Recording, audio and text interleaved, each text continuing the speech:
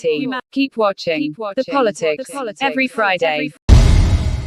Imagine a media platform that reshapes the conversation, empowers your voice, and redefines the Bronx community. Bronx Post, changing the reality, changing the narrative. For businesses, politicians, and government agencies, we offer targeted advertising solutions that drive results. Amplify your message. Reach the heart of the Bronx and beyond. Our platform connects you to the community. Learn more. Email info@bronxpost.com or call 718-892-5555. Visit www.bronxpost.com for breaking news and updates. Bronx Post, changing the reality, changing the narrative. Okay, welcome to Talking Politics. My name is Robert Press. I'm a reporter, as you can see by my official New York City press card, which was just renewed. I write for the Bronx Post, as you have heard, and the Parkchester Times, both like this show, are part of Parrot Media Corporation. I also contribute to the Co-op City News, have a blog at www.100%.blogspot.com, along with Facebook pages 100% and What is Going On in Your Community Board. The views expressed on this show are those of the host, any guest, or anyone who is commenting at the bottom of the screen, and not necessarily those of Parrot Media Corporation. Let's get a quick weather report here up in New York, or I should say the Bronx. Today and Saturday should get to 32 degrees, so it'll be a little warmer. And Sunday and Monday, the temperature should break 40 both days, which will feel like a heat wave up here. However, down in the south, the Gulf Coast has dug out from a once-in-a-lifetime storm that struck from Texas to Florida, closing airports and crippling roadways. Over 2,000 flights were canceled on Tuesday and more than 1,800 on Wednesday. Multiple fatalities have been reported due to car crashes and hypothermia from the storm. Many areas saw more snow than they have in the last 130 years. That the southern part of Houston saw over 4 inches, making it one of the top snowstorms to impact the area. In Louisiana, Lafayette recorded 9 inches. Baton Rouge saw 7.6 inches, and New Orleans 8 inches. The old record for New Orleans was 2.7 inches of snow in 1963. Florida saw its most snow on record with 8.8 inches of snow in Milton, which is northeast of Pensacola. And speaking of Pensacola, Florida, they saw 7.6 inches. Mobile, Alabama had 7.5 inches, and 5 inches or more was reported in parts of North Carolina, South Carolina, and Georgia. And to think people go down south to get away from the snow up here in New York.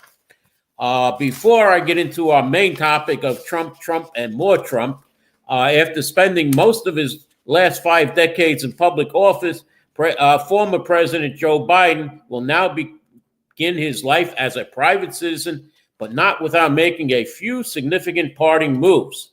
With just 20 minutes left in office, Biden announced the final batch of pardons for his family members, including siblings James Biden, Valerie Biden Owens, Frances Biden, and their spouses, though Biden was heavily criticizing for pardoning his son Hunter last month. He said the new wave of clemency was necessary as his family was subjected to unrelenting attacks and threats motivated solely by a desire to hunt me, the worst kind of partisan politics. The pardons are widespread, covering all nonviolent actions dating back to 2014.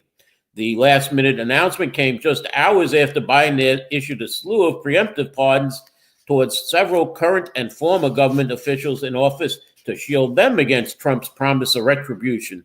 The pardons included retired General Mark Milley, Dr. Anthony Fauci, and members of the House Select Committee on January 6th. The preemptive pardon issue has been the subject of debate at the White House for months, with Biden aides and advisors reportedly huddling in the West Wing in recent weeks to weigh if they could opened them up to further criticism. Either way, Biden's 11th hour decisions on the matter serves as a final check on Trump's power, blocking him from exacting legal revenge against those who on his rumored list of enemies. In a statement announcing the pardons, Biden noted the move should not be mistaken as an acknowledgement that any of these individuals engaged in any wrongdoing, nor should it be accepted that or be misconstrued as an admission of guilt for any offense. These public servants have served our nation with honor and distinction and do not deserve to be targets of unjustified and politically motivated prosecution, Biden said.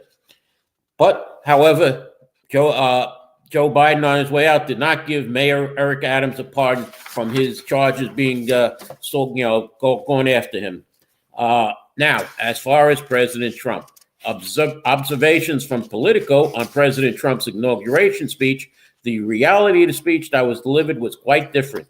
Moments of optimism, the golden age of America right now, he said, and ambition is the lifeblood of the great nation. And as we will pursue our manifest destiny into the stars, were matched throughout with grievance. Liberation Day, Trump declared it, launching into an unsparing criticism of outgoing President Joe Biden's administration. He blasted Joe Biden's policies, if not him by name, criticizing the inflation crisis, his electric vehicle mandate, and promising to declare a national emergency. He said, "We will drill, baby, drill." He slammed the political establishment, describing critics of trust in government and calling his election victory a mandate to completely reverse a horrible betrayal. He recast his myriad legal woes as the fruit of a poisoned justice system. Never again will the immense power of the state be weaponized to prosecute political opponents, he said. He announced that he will push to rename the Gulf of Mexico the Gulf of America. He vowed also to rename Alaska's Mount Denali as Mount McKinley. He vowed to invoke the Alien Amnesty Act of 1798, asserting vast wartime powers as part of a crackdown on gangs and illegal immigration, and said that we are going to bring law and order back to our cities. He promised to forget a society that is colorblind and merit-based, and proclaimed that it will henceforth be the official policy of the United States government that there are only two genders, male and female. My proudest legacy will be that of a peacemaker and a unifier, he said. Welcome back to Trump's Washington. Now, Republican Mike Lawler, the self-styled moderate eyeing a run for governor in 2026, is already breaking with Trump on his first full day in office. 2 weeks ago, Lawler made it clear he opposed pardoning the rioters who stormed the U.S. Capitol on January 6, 2021, and certainly those who were charged with violent crimes that day. One day after Trump pardoned about 1,500 defendants charged with crimes in connection to the January 6th event, Lawler isn't changing his tune. Sometimes that includes bucking Trump. I've been firm in that I don't believe people should be pardoned if they had committed violence. This isn't the only source of static between Lawler and members of his own party, though. In November, the congressman faced Republican backlash for celebrating former Florida Governor Matt Gaetze's withdrawal from consideration to be Trump's attorney general. Lawler isn't the only high-profile Republican who's flashed some daylight between himself and Trump. When it comes to January 6th, Vice President J.D. Vance said early this month he was obviously against pardoning those charged with violent crimes that day. Now, President Trump signed an executive order after assuming office to deny citizenship to children whose mothers were unlawfully present in the United States when they were born and their father wasn't a citizen or permanent resident, or when the mother's presence was lawful but temporarily and the father wasn't a citizen or permanent resident. The order that was part of a series that sought to bolster security among the southern border.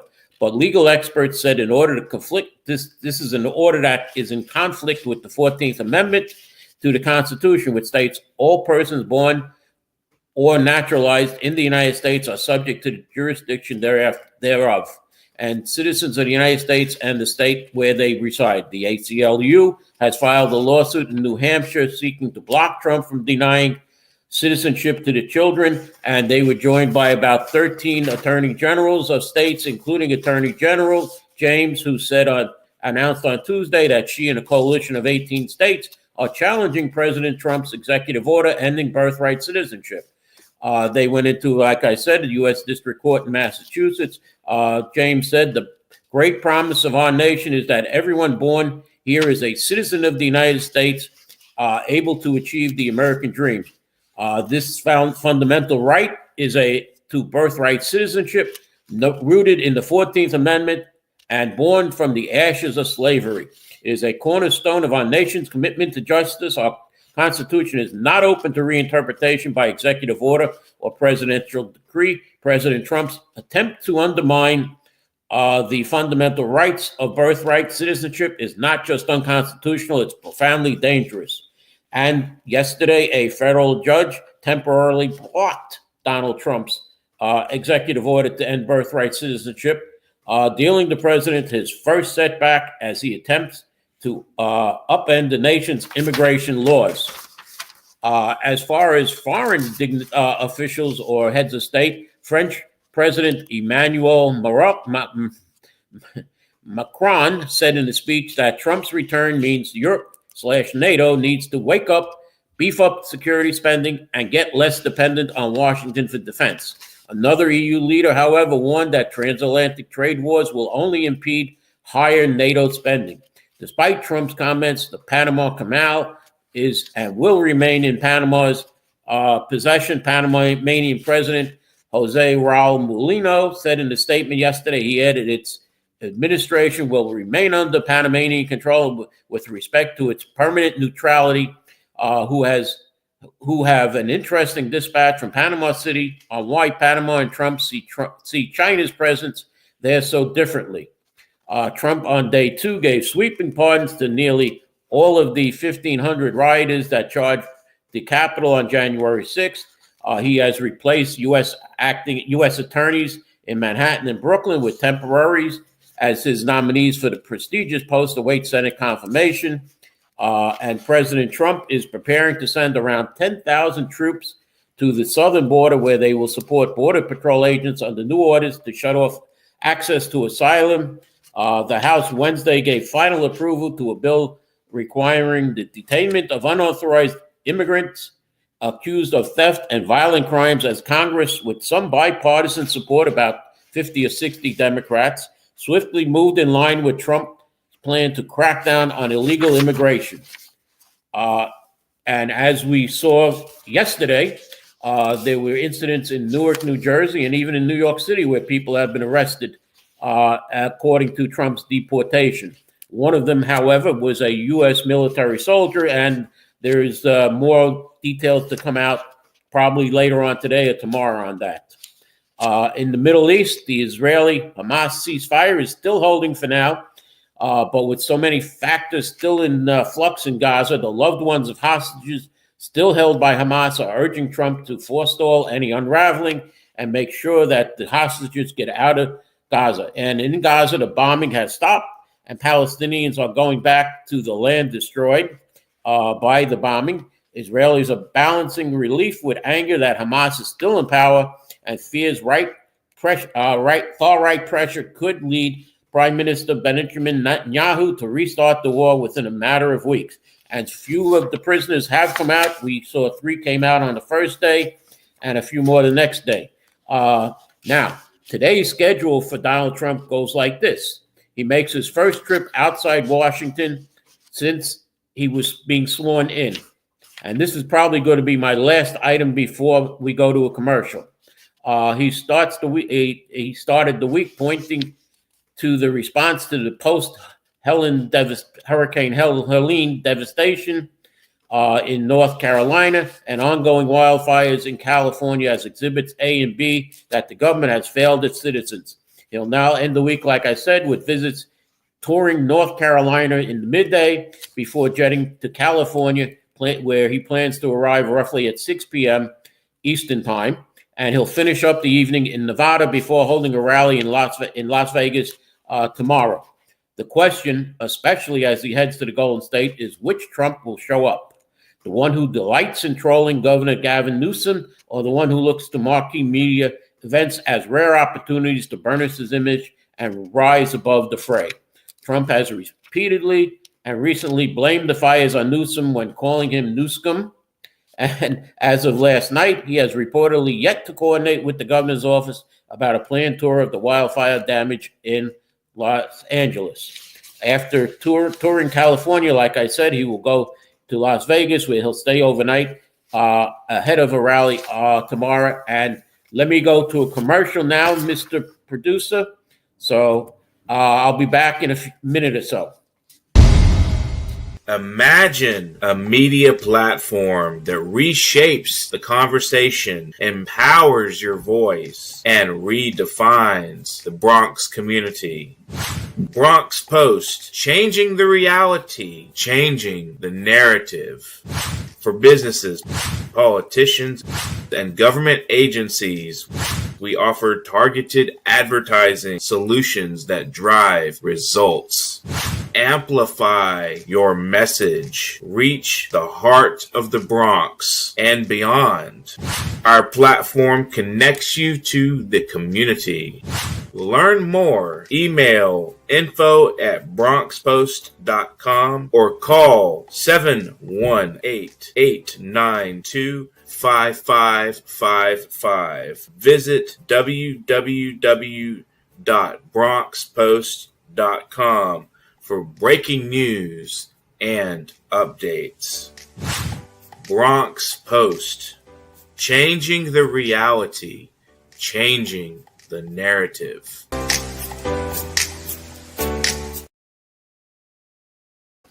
Okay, welcome back. Let's get away from Donald Trump if we can and go to the state budget.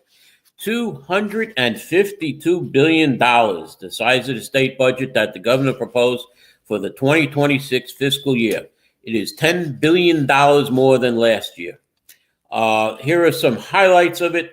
2032, the year which the governor wants to extend the state millionaires tax, which will raise the tax rates for earners making between $5 and $25 million and those making over $25 million. It was originally planned to sunset in 2027. $13.5 million, the funding Hochul is pitching to implement her cell phone ban in schools. Under the governor's proposal, would apply during school hours and would be left up to school districts to figure out enforcement. $90.8 billion, the amount of money the state is expected. Yesterday, Jay, we see the DA cops. I understand, and that's your opinion. Going back to what I was saying, $90.8 billion, the amount of money the state is expecting to receive in federal funding. And with the new Trump administration, the future of federal dollars is very much in flux for crucial programs like Medicaid. 100%, the percentage of energy used by state agencies that should be renewable by 2030. The proposed budget includes a $1 billion investment into sustainable efforts, but notably it does not include new details on a cap and investment program meant to raise money for climate resiliency efforts and to reduce carbon emissions in the state. 4.7%, the percentage increase to state school aid, which is once again the highest state commitment to schools in state history. It brings the total amount of school aid to a proposed $37.4 billion. And $0, the amount of new money the state is giving to New York City to deal with the migrant crisis. Over the past 2 years, the state has set aside over $4 billion in state aid to the city, but budget officials say the city still hasn't made use of all of that money yet. Now, the state fiscal year runs from April 1st through March 31st. The city fiscal year runs from July 1st to June 30th. As far as our another story related to Trump is about Mayor Adams' visit to the inauguration of Donald Trump. And here is some of the opinions of some of his opponents for mayor. Controller Brad Lambda says, imagine if Mayor Adams supplied the same focus to making our city safer and bringing down the cost of living as he does to getting himself a pardon. Brooklyn State Senator Selma Myrie, New Yorkers deserve a mayor who puts our city and well-being above their exoneration. Queens Assembly member Zoran Mamdani, the mayor stands trial on federal corruption charges in 3 months. So it's difficult to view anything he does in relation to Donald Trump outside of that fact. Adams' endless flattery of the incoming president, his embrace of Tom Homan, the unannounced trips to Florida, and the inauguration, it all reveals an interest in serving himself and not standing up for the people of New York. Queens State Senator Jessica Ramos says it's one thing to maintain a professional relationship with the federal government. It's another to drag yourself to D.C. at 3 a.m. to celebrate a bigot. Jim Walden, attorney and former prosecutor, as New Yorkers and Americans, we all have a stake in the success of the Trump administration. We need a seat at the table for what success means and where New Yorkers we diverge. Attending the inauguration is one important part needed to strike that balance. And finally, Michael Blake, a former Bronx Assemblyman, says Mayor Adams could have declined the invitation. He is making it very clear what Eric cares more about is making sure he does not end up in jail. Scott Stringer, the former controller, who was also running for mayor, declined to comment. Okay, no phones in schools. The kids can't record the horrible jail-like conditions and bad acting teachers. Well, AJ, did you have a phone in school when you were there? I don't think so. I didn't. So we couldn't record anything, and I didn't really have bad teachers. That's what parents are for, to make sure that bad teachers and other staff in the school, like principals and assistant principals. Okay, now on to Richie Torres. Bronx Congressman Richie Torres called on the city to stop treating his home borough like a dumping ground for shelters as the Adams administration prepares to move thousands of migrant men to the Bronx.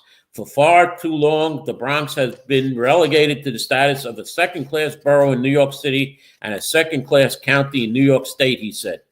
The city is set to convert a South Bronx storage facility into a 2,200-bed temporary shelter for migrant men from the troubled Randall's Island tent city, which is set to close next month. The encampment at Randall's Island reportedly descended into a hotbed of gang violence. Instead of reducing gang violence in the Bronx, the city is relocating gang violence to the Bronx, Torres said. Neither the state nor the city would ever think of citing a 2,200-bed men's migrant center in the wealthiest neighborhoods, such as the Upper East Side. These controversial sightings seem to be reserved for only the poorest communities in places like the Bronx, Torres wrote in a letter and sent it to Adams and Hocko last week.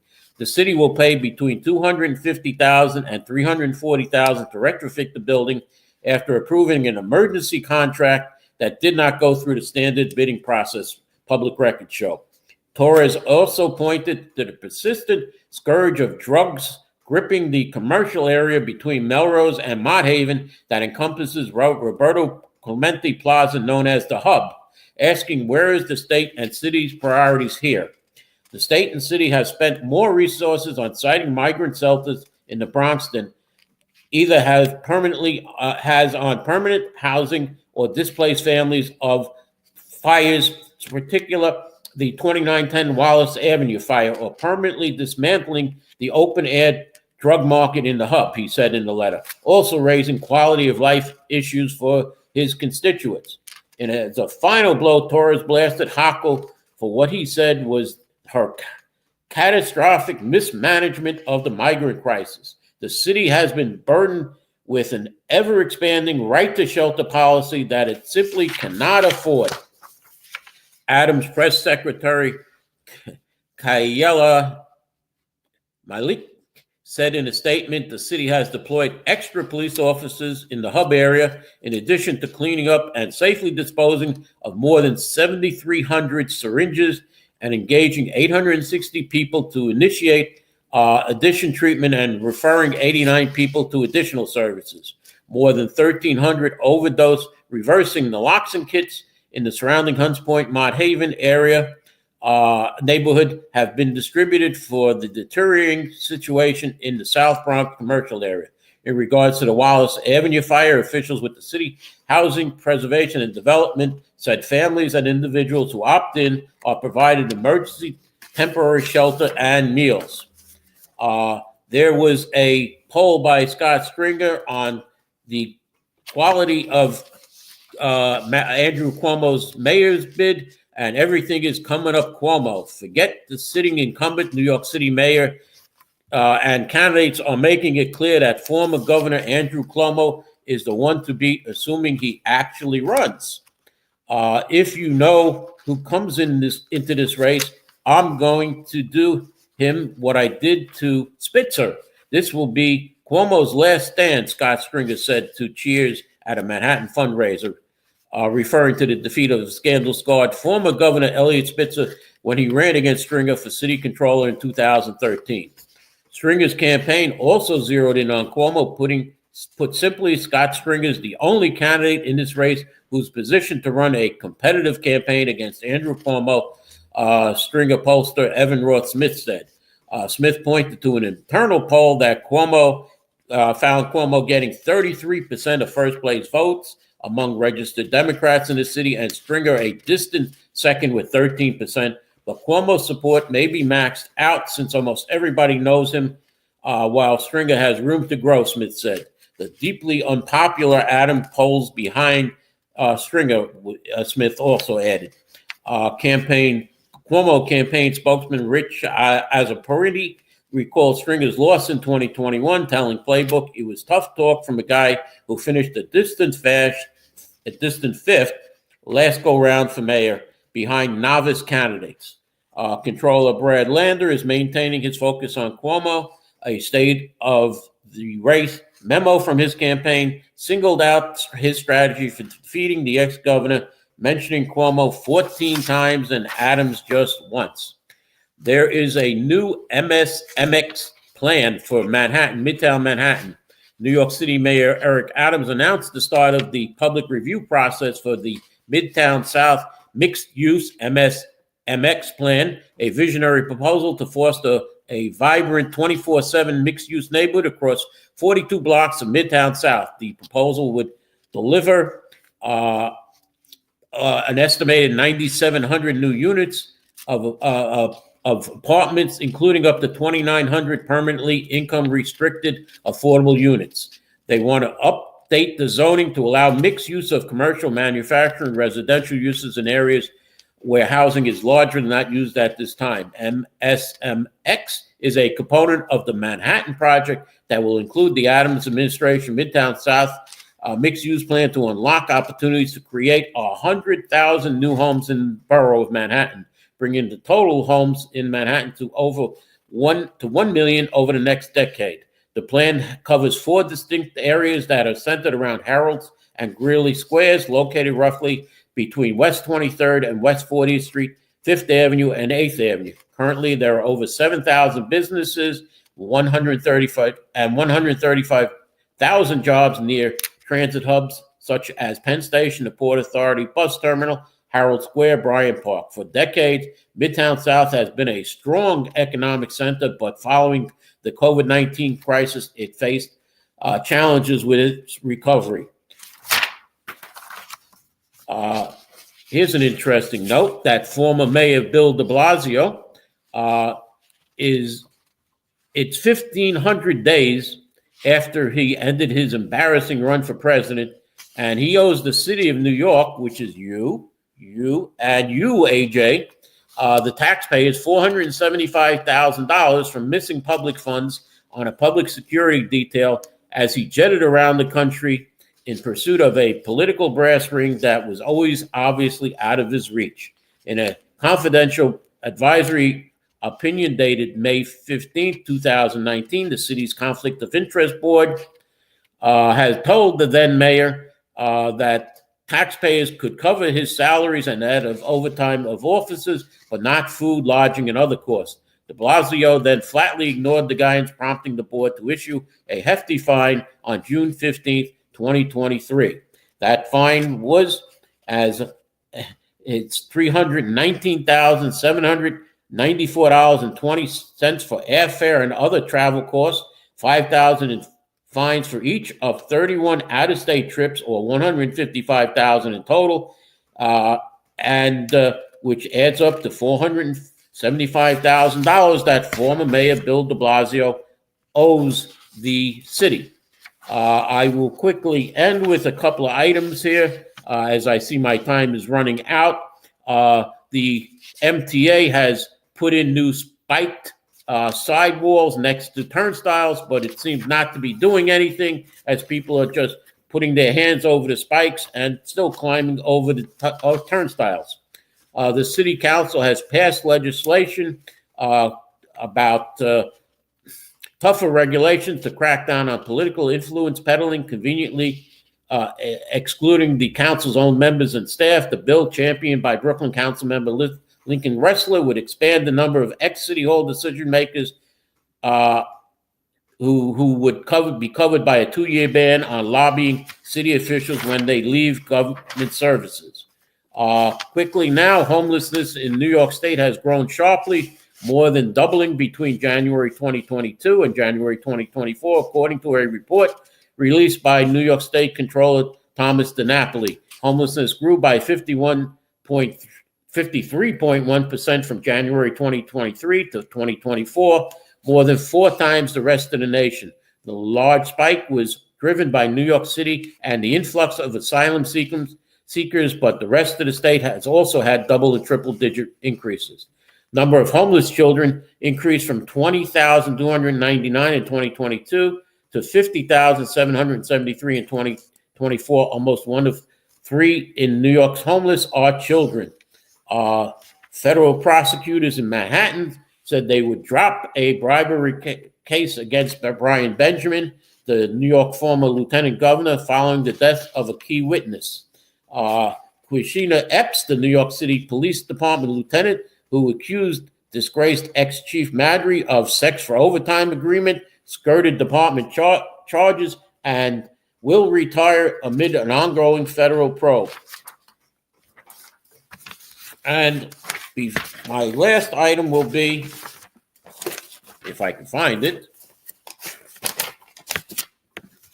Last night, there was a meeting of Community Board 11, and it was announced by the borough president's representative to the Community Board 11 that Borough President Vanessa Gibson was going to speak at the board meeting to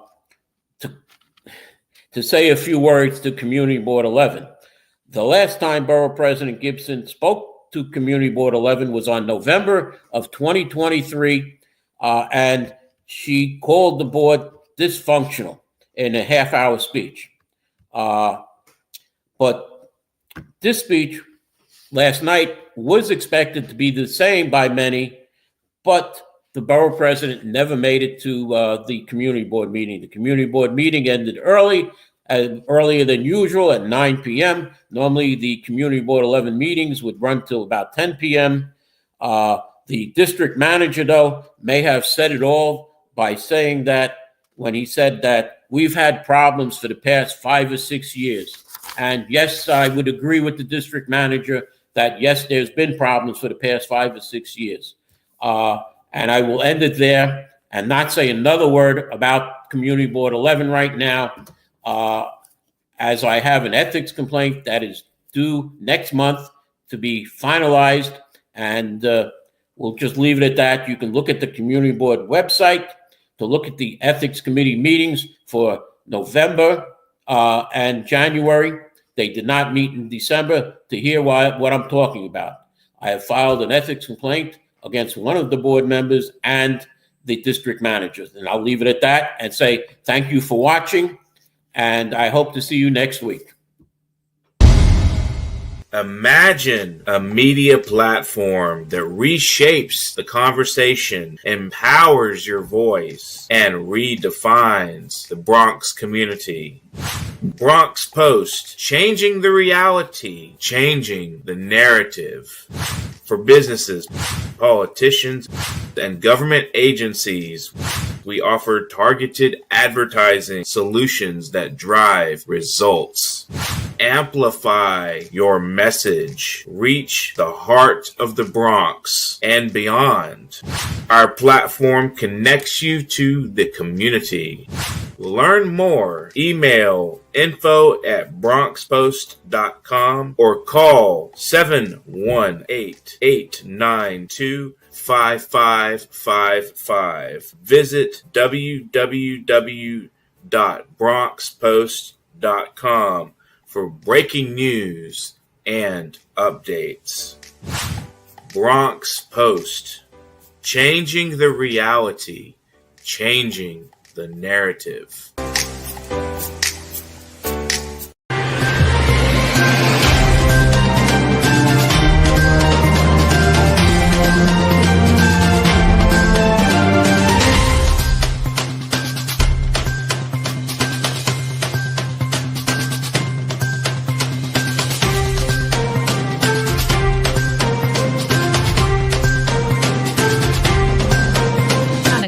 Keep watching The Politics every Friday, 12 p.m. Eastern Time on New York Parrot TV, the voice for